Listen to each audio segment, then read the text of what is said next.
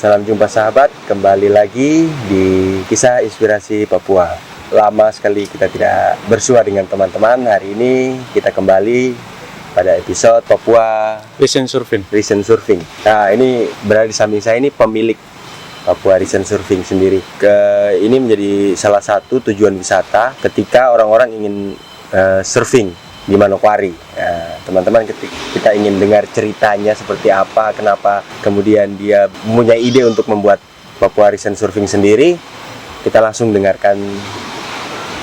Tapi sebelumnya kita lihat dulu profil singkat dari Papua di Mara.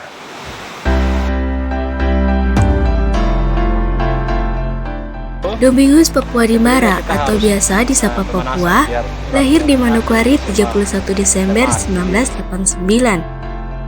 Berawal dari tidak bisa surfing atau selancar, kini menjadi pelatih yang kemampuannya tidak bisa diragukan lagi. Memiliki lokasi peninggalan orang tua yang strategis untuk olahraga pencinta ombak, dimanfaatkan dengan baik untuk membangun Papua Recent Surfing. Bukan hanya surfing, freediving, snorkeling di lokasi yang berjarak sekitar 1 km dari Tugu Petrus Caviar ini juga menyediakan penginapan yang dikelola pribadi oleh Papua. Tidak mematok harga mahal, cukup dengan Rp100.000, para pemula surfing sudah mendapatkan fasilitas sewa papan selancar dan juga pelatih berpengalaman. Selain itu, di akhir pekan pada musim ombak, maka tidak jarang kalian akan menemui turis asing datang ke lokasi ini untuk berselancar ria menikmati ombak pantai Batu Papan. Sekarang, Papua di Mara bisa menjadi salah satu contoh anak Papua bisa bicara soal pariwisata di Manokwari.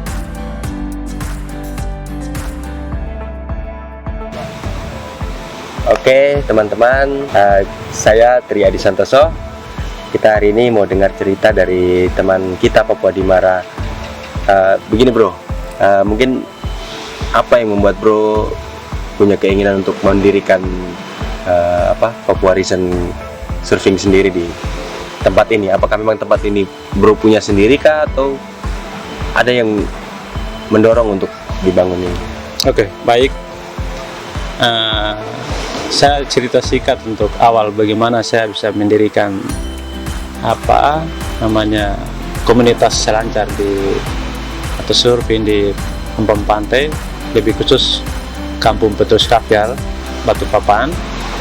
Itu awalnya saya dengan keluarga, kami datang tinggal di sini itu awal 2015.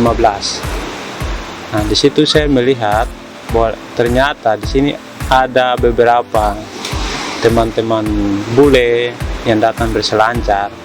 Saya kan awalnya tidak tahu berselancar, tapi ketika saya melihat bahwa setiap sore itu mereka datang dengan peralatan selancar, dan itu terinspirasi, wah saya harus bisa seperti mereka. Nah, di situ saya buat sebuah papan selancar, tapi itu dari papan kayu. Nah, setelah buat, saya mencoba, walaupun tidak ada yang melatih, saya mencoba untuk berselancar, tapi akhirnya saya bisa jadi pemain selancar. Waktu itu saya bergabung dengan teman-teman. 2017 saya sudah mulai bangun komunikasi dengan mereka. Itu kita komunikasi langsung di spot selancar. Nah, di situ kita saling tukar papan selancar. Mereka karena lihat bahwa beda papan selancar mereka dengan saya beda. Mereka modern, saya manual yang biasa saja. Jadi mereka ingin coba. Setelah mereka mencoba, mereka merasa bahwa betapa susahnya papan saya.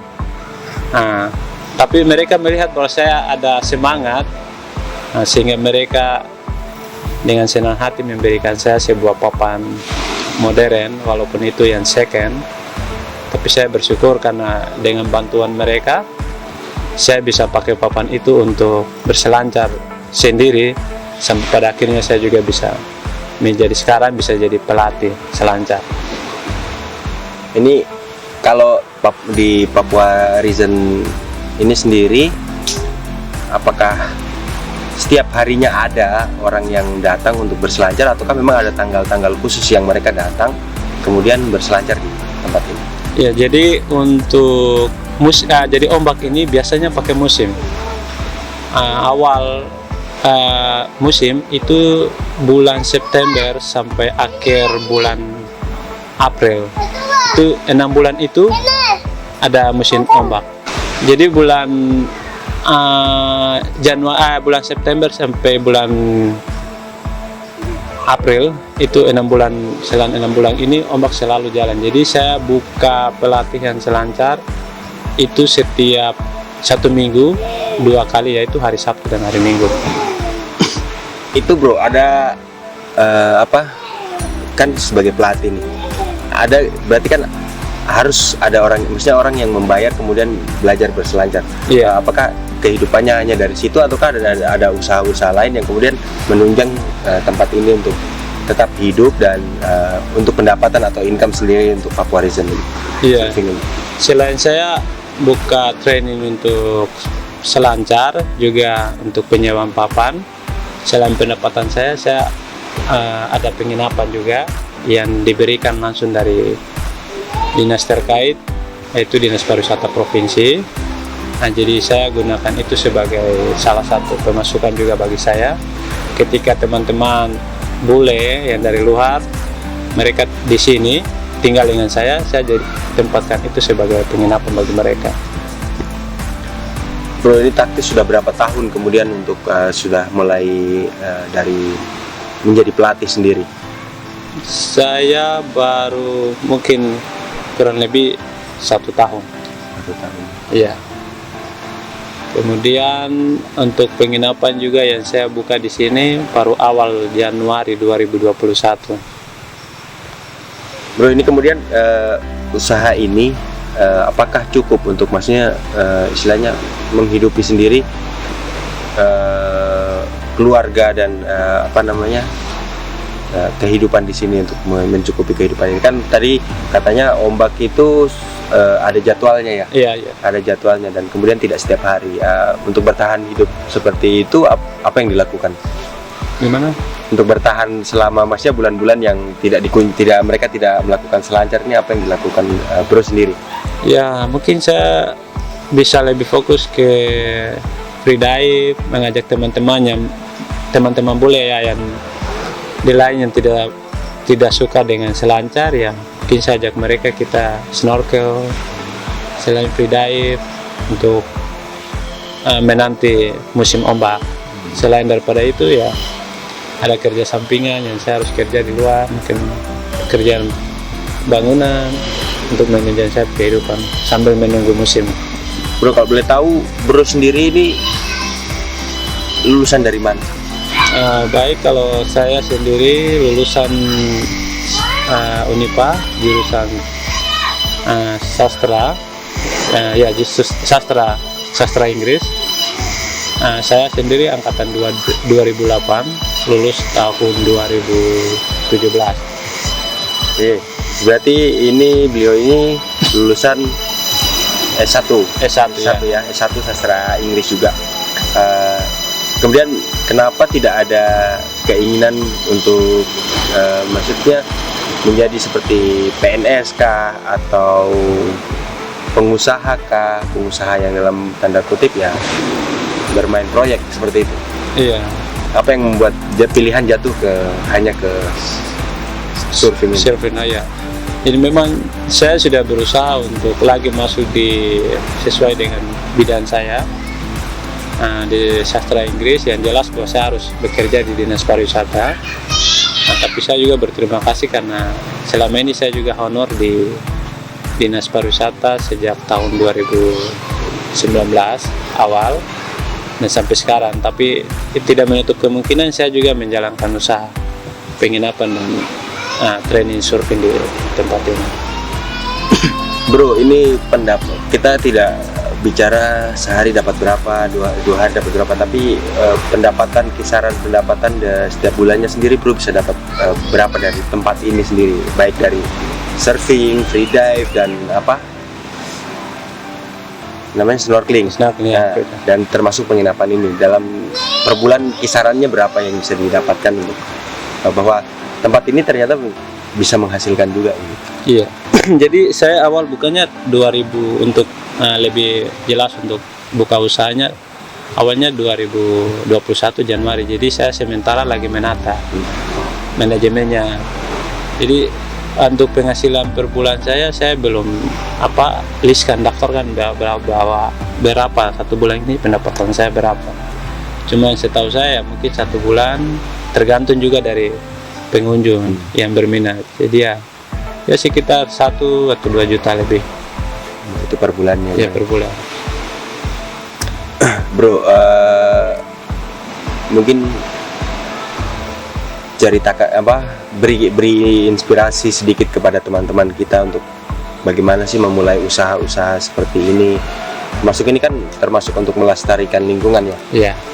Bahwa kita di Papua ini punya potensi-potensi lebih yang harus dimanfaatkan, bukan dihabiskan, tapi benar, kemudian dimanfaatkan secara baik dan menjadi penghasilan yang seharusnya bisa menghidupi kita semua. Iya. Mungkin bisa sedikit sharing pengalaman dan motivasi buat teman-teman. Iya, baik.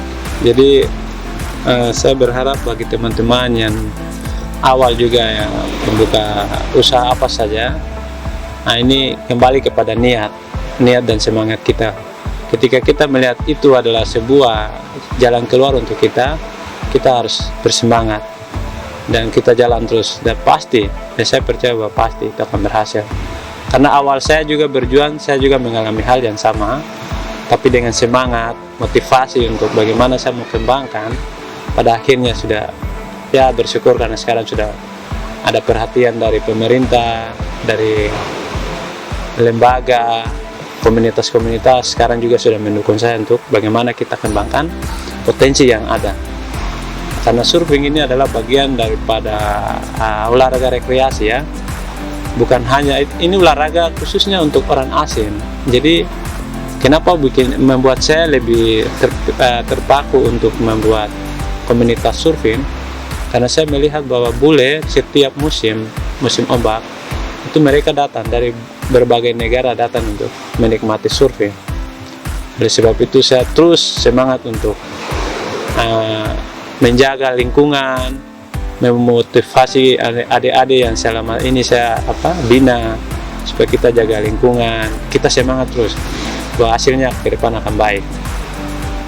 Ini selanjutnya mungkin rencana ke depan untuk pengembangan tempat ini sendiri, apa yang sudah direncanakan dari Bro Papua sendiri untuk istilahnya memperindah dan mempercantik agar orang tetap mau datang ke sini dengan nuansa yang berbeda. Iya, jadi saya berharap kepada dinas, karena ini yang peranan penting itu juga ada pada dinas. Karena saya juga di sini membutuhkan fasilitas. Nah, sementara ini saya berjalan sesuai dengan kebutuhan yang saya dapat. Jadi memang masih banyak kekurangan yang saya hadapi. Jadi saya berharap bila mana ada bantuan dari pemerintah ya seperti gazebo, penginapan untuk lebih menarik daya tarik para pengunjung, biar ke depan tempat ini lebih ramai dan banyak pengunjung, pemasukannya juga ke daerah. Untuk cerita ini sangat menginspirasi kita semua. Dari awal tidak bisa, kemudian jadi sekarang jadi pelatih gitu kan. Iya. Jadi oke, tadi cerita dari teman kita Papua Dimara.